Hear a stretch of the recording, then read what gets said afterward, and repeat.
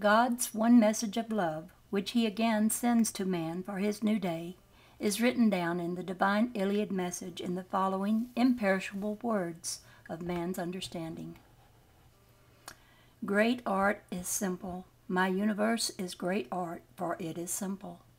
Great art is balanced. My universe is consummate art, for it is balanced simplicity.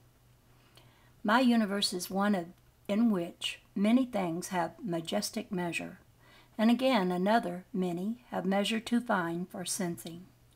Yet have I not one law for majestic things, and another law for things which are beyond the sensing.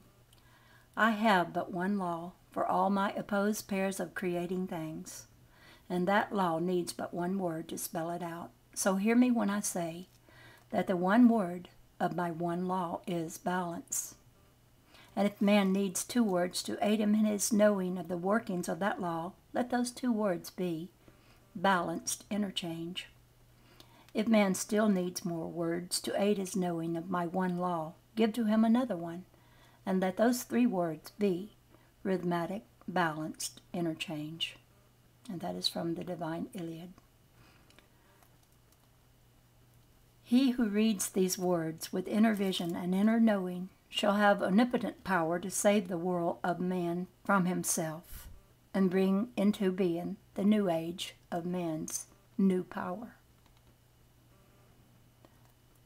And I think I'm at the end of the book, but now there's charts and things.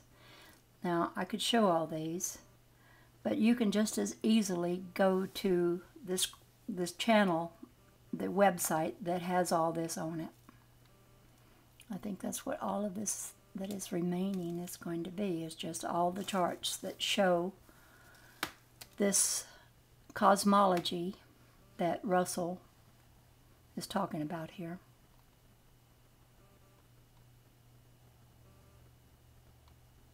And it looks like that's what it's going to be, all these. I think I read somewhere that Russell, when he was drawing these charts, he had his family members a little upset because he just was so driven to be drawing these all the time to try to capture in a picture the things he was talking about.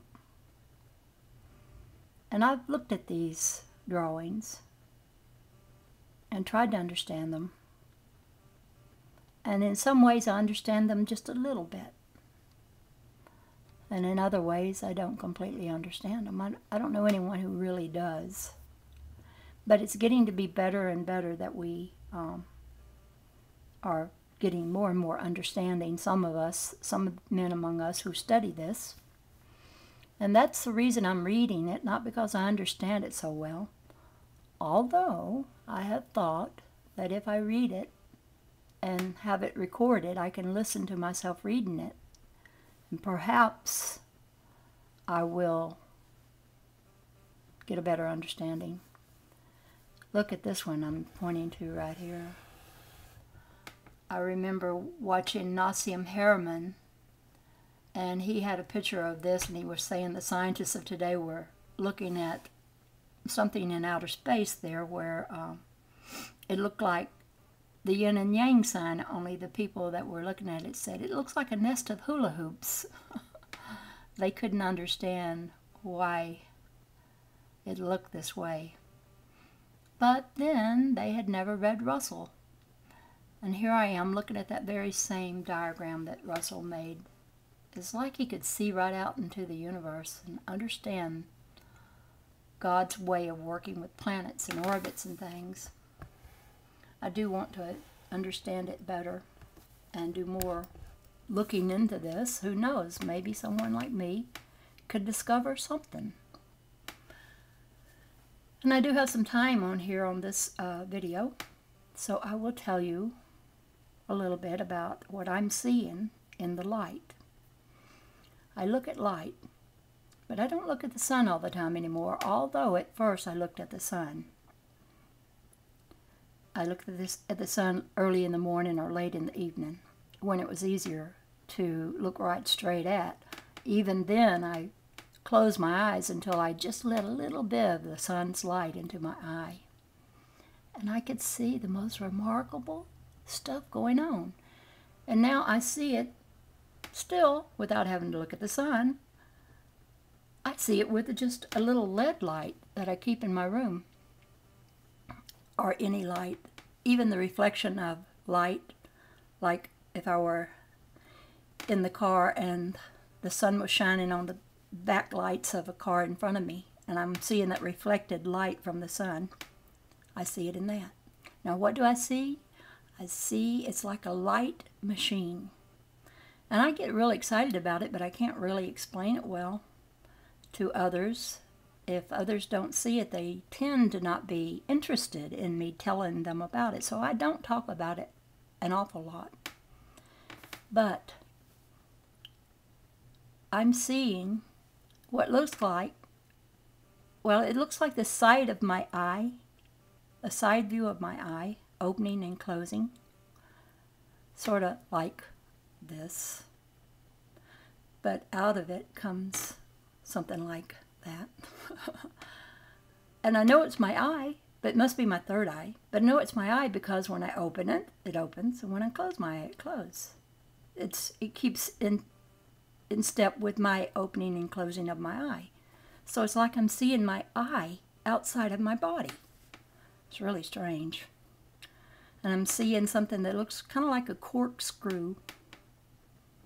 How it just corkscrews from out of my eye, and there's all this color in it, and it goes out and it makes kind of like what you would call a satellite dish, a round disc-like thing. And this round disc-like thing is made of light and has all kinds of activity in it. And it gets more elaborate, and the little things I'm seeing in this light that I have a name for them, because I see these little tubes of light that look like broken off bits of light. And they grow. And they look like, at first when I saw them, they looked like branches of a tree. And now they are mutating into all kinds of fantastic combinations of these branches. And sometimes they're just a whole mass of them all stuck together, and they're growing things on their bodies, and they're making big bright spots and some black spots. And these things that I see that I call gossamer threads of light, GTLs, that's my short version for them. Well, I can see them outdoors or in any room. Just by squinting my eyes a little bit, I see them in the space that we think is empty. Like you look at something, but you don't look at the object. You look at the space in between your eyes and that something. And there is much activity going on in that space. And as time goes on, I'm able to see a little more and a little more. It's fascinating beyond description. It's so fascinating. I mean, I sit in my room at night looking at the light, getting comfortable in my chair, and sometimes I just cry because it's so beautiful. And when I do cry, when tears well up in my eyes, it makes the image even sharper, and it makes even more color come because of the water from the tears. And I don't know what it is. I don't know what it is I'm seeing, but I do liken it unto a light machine. Like because I see some of the same actions, and everything is a disc. And it's a disc that's very movable, very agile. It can turn into a square at one corner and then turn into a ribbon, and then it has all these colors in it and all these bubbles, colorful bubbles, and there are some things that I'm seeing in the light that have kept their position. They don't, like most things, just move around, and they can be seen in the light just about anywhere. But over on the left, when I see with my left eye, when I've got that eye open just a little bit looking at the light, there's a black hole, a black circle with concentric white rings around it. And inside the blackness, there's like little pods of white light spots that look kind of like peas in a pod or something like that. And they seem to be streaming light into this blackness that goes through that and out into the other areas of what I see. It's just almost impossible to try to describe it, and I feel like the frustrated artist when I try to draw it. And I have I think I'll put in the description bar a playlist where I attempt to do just that. And I attempt to give some kind of explanation of what I think it might be. I mean, I thought I was looking at the first cell, protoplasm, that started all life. I don't know. It's something I read out of a book, and it seemed to be that it could be that. But I don't know what it is. And the thing is, when you see something, and I hear people talk about it all the time, things that they see, and they know so definitely what it is. Well, I can only say I see this, but I don't know what it is. I mean, I have a voice speaking to me, my mind, telling me things, but I don't always believe everything it says. Maybe my problem is that I don't believe everything it says. But I think what this light is doing is encoding me in some kind of way. And I don't want to come across as some great individual, but there is something happening. Maybe it's part of this ascension process. Because as I look at this light, then I shut my eyes and I press on the inside of my eye nearest my nose. Press right in there just gently. And over in the corner of my eye, I see bright, round light inside my head, inside my eye. And on the left and on the right. And sometimes that little round, bright roundness will be in the middle too, but rarely is it there. It's more so on the either side. Strange. It is so strange and confusing because I want to understand it.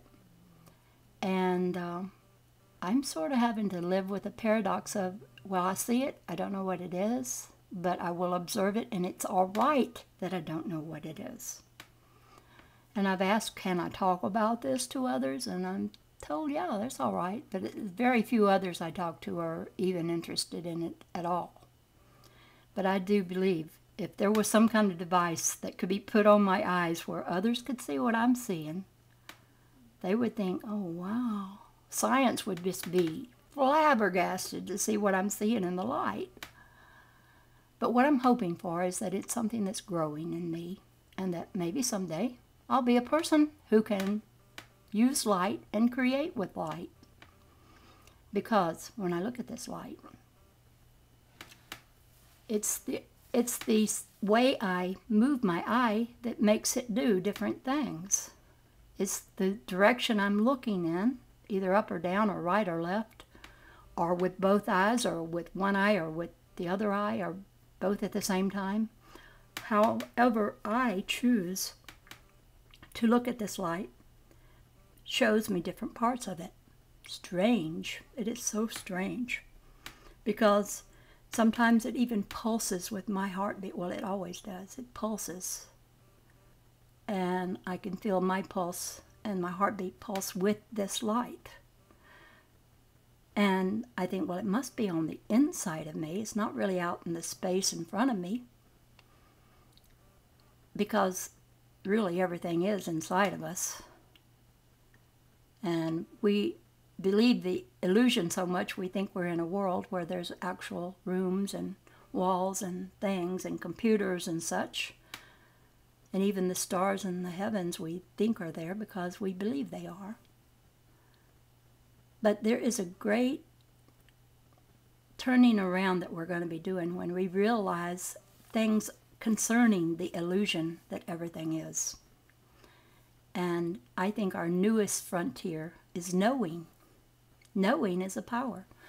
I read a book by Baird Spalding on my channel. It's called The Life and Teachings of the Masters of the Far East.